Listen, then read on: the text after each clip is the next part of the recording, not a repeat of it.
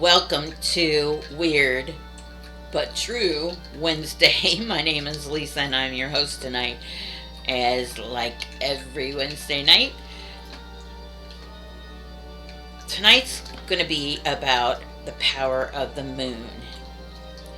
Now, the power of the moon is very, very unique.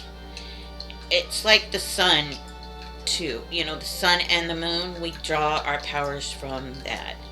And when I say powers, we can draw energy off of that. From the sun, we can make sun tea.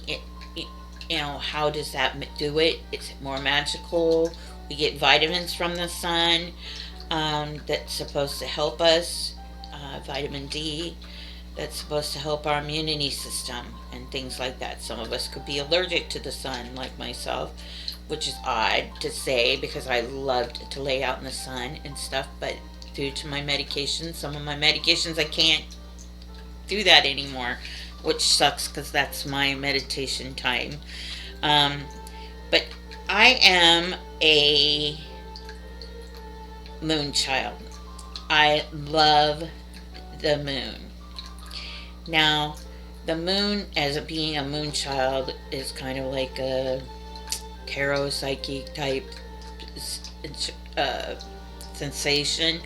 I gather my energy from the moon.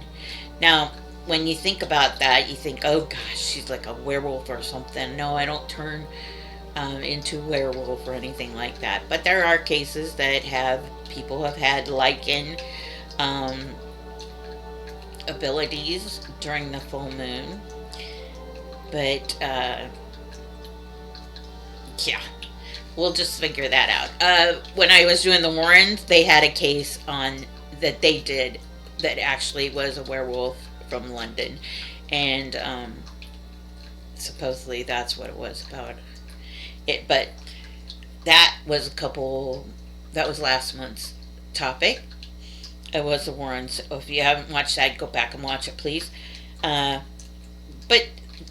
the full moon makes you self-reflect, and you become more aware of your emotions during the full moon. Now, it supposedly makes you think, or makes you think of things more deeply, and it can make some of us weird. And that's why werewolves are supposedly, like they go berserk or crazy, or they start tearing things apart, or things like that. But it's really a great time for meditation because you can harness the energy of the moon during its peak, during its full moon. It also impacts fertility. And you say, how can that happen? Well, this is kind of a weird subject. It's about a woman's menstrual cycle and how it follows the moon's cycle. Ancients believed that the full moon or lunar cycles are the same as a fertility cycle. They believed that you could determine when a woman could get pregnant during the moon. How many days until the next full moon. Now, the goddess of creation Mother Earth, in some cultures, would be considered Mother Moon. In some cultures, the Aztecs moon is more ancestral being and human hunting next victim, which is that's how the Aztecs did it. And in Greece, they think the moon as the resting place of the dead, where they would want to be reincarnated, or they wait to be reincarnated into this world and back on the earth. Now, that kind of makes a little bit of sense because of the fact that when we lose someone, we do go out at nighttime sometimes and we look up at the moon and we talk to those we have lost, to the stars, up to the heavens, up to the moon, the full moon. We don't do it during the daytime. Look up in the sky and talk to them sometimes, maybe, but it's usually during the night and to the full moon. Now, The new moon signifies new beginnings and change. And since this is the new moon on the 16th, um, we have this opportunity to do the new moon rituals and things like that. And I will be posting that on my community page. But what you do tonight is you take a notebook, little tiny notebook or a piece of paper, a small glass of water, and a white candle and a pen. Simple, right? Write on the paper what your intentions for the next 29 days will be and what you want to see out of the next 29 days. And this is your manifestation. This is your things you want and desire. Make them realistic. Do what you want to accomplish in the next 29 days. And then what you do is, there's no wrong answers. Whatever it is, make sure it's about you. And open it up to yourself and your heart's desire.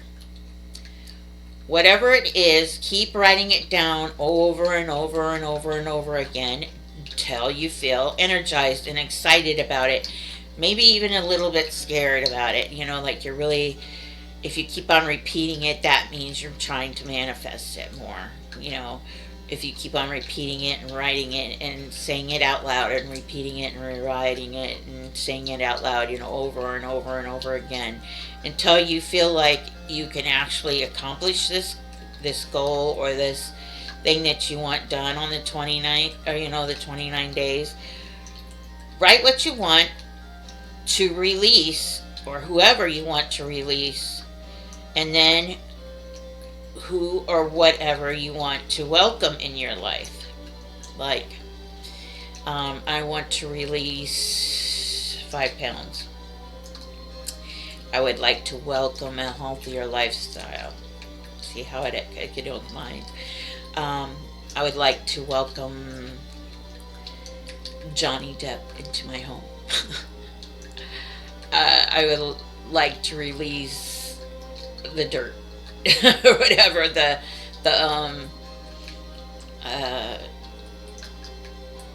my allergies or something. But see what I mean, what I'm talking about, the moon. That is what you're supposed to do. You write it down and then you fold it up and you put it and place it out on the moon.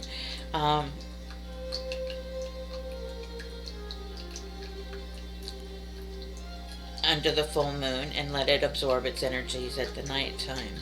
So even growing up with fairy tales and things like that, they use the moon as magical powers. It holds the magical powers. And witches, of course, would gather around the full moon, under a full moon, and dance around naked or around the cauldron, and it's always under a full moon. And they hold that as a magical night. Now, like I said, the new moon signifies new beginnings and change. A full moon has its powers where it just fulfills every of your wishments, you're wishing for, an energy. Now, to concentrate on that, you just need to meditate and just absorb it and just sit there and no, you don't feel the warmth. No, you don't feel the like you do the sun. Maybe you'll feel it cool. Maybe you will feel the warmth. I don't know. But you can feel the power if you hold your hands up like that and palms up. You can actually feel the power coming from into your hands, and or you can dance around. Like I do. I dance around as much as I possibly can. I have to hold on to some things sometimes. But, or I just stand there and I close my eyes and I make my wish. You make your wish like you do on the first star you see tonight. You say, Mother Moon, could you please help me with this? And you can talk to them. And that goes back to the Aztecs thinking that your deceased loved ones are living on the moon, or on the moon waiting for reincarnation. That's like the waiting holding place of our ancestors until they're reincarnated back on Earth, which is kind of weird, but it kind of makes sense, doesn't it? I mean, we say that, we do look up at the moon and act like we're talking to them, um, or we are talking to them, not acting, but we are talking to them, and that is a very powerful type of power that we hold within the moon.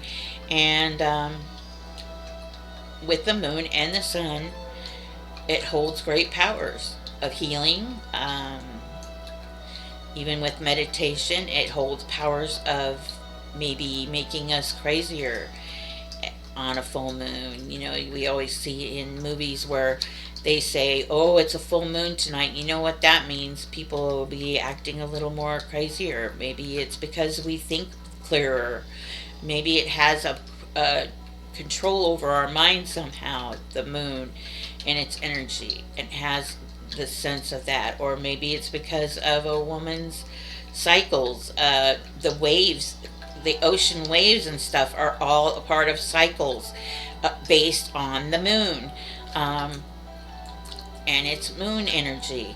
So that is something too that we scientists can't unprove